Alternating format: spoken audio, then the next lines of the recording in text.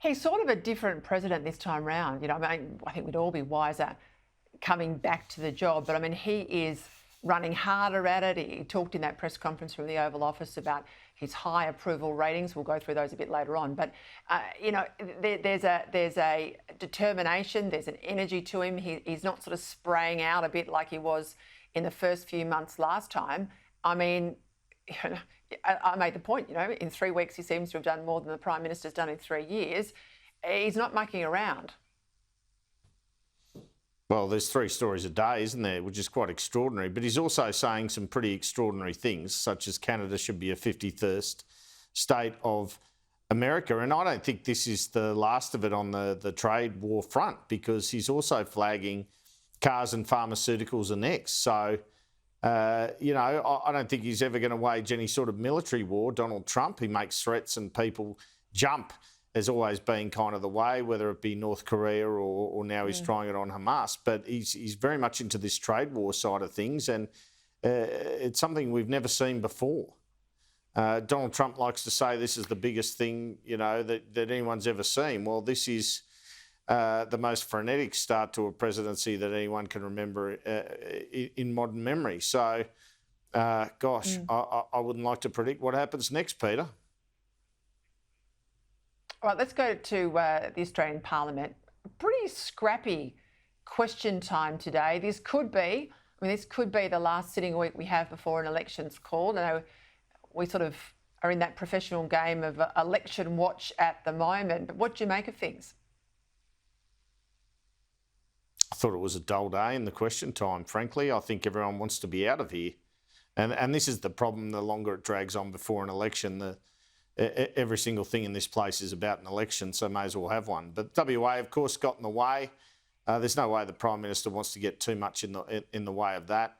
The big things next week, of course, when everyone here expects a rate cut. But it's a crazy game for Jim Chalmers and Katie Gallagher when we're this late into a preparation of a budget. I'm pretty sure that Jim Chalmers would be of the view, I just want to do the budget now because I've done all the work on it, and so have my officials. So if he junks that and goes in April, as a lot of us suspect, because there's a rate cut in February 18, he'd only go in April, Peter, if there was a rate cut in February 18, is my understanding, then Jim Chalmers and his officials probably have reason to be a bit ticked off, frankly. Yeah, but everything he's costed for the budget to announce on Budget 90 announces during the campaign, his costings are a bit more bulletproof because they're Treasury costings as opposed to the opposition. And as you know, with PFO, you're 10 days in from the writs, and that's the first time the opposition gets a good look at the numbers. So, it's a beautiful pincer movement for the opposition because they're stuck. They're operating on a campaign footing with no real set of numbers beyond MyEFO in last December. So, there's an argument to really screw around with their costings if you don't have a federal budget. Yeah, for sure. As I've said before, the question will be, and I put it to him, what aren't you squibbing it if you don't have a budget? Which he said, no, we're not. Are we going to get electoral reform through before the end of this week, do you think? Yeah, Thursday, I reckon. I reckon the deal's been done, Peter, and it's one of the things that goes through in the Senate on a Thursday night because both sides of major politics get an advantage out of it. It kind of has an effect on Clive Palmer, the caps, but it also has an effect from the Liberal point of view on the Teals and the Climate 200 and Simon Holmes Accord. So there's kind of a bargaining chip for each side, a win for each side, and that's, of course, the only reason the coalition would support it, particularly at this late stage. But it has that classic smell of something they're going to pass at, 10 minutes to midnight. They could probably pass it now.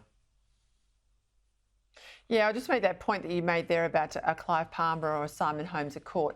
It doesn't come into effect until January 2027, but it will cap individual donors at $600,000 a year, lower the public disclosure threshold to $1,000, and limit spending per candidate to $800,000. Now, in some of those teal seats, I know the seat of Curtin, for example, they spent over $1 million on that campaign. So that would bring Curtin back by at least $200K. Yeah, and I think Josh Frydenberg and Monique Ryan both spent $2 million, right? So it would have that effect, no doubt, if there's more money for the Teal in a particular seat, like Curtin, I think you mentioned. But I guess it's an even playing field at least. Like the Liberal Party couldn't spend more than that themselves in that sort of contest. No, not at all. Not at all. Labor could because they've got donations coming in from the unions, but the Libs will never get that sort of money. Andrew, thank you.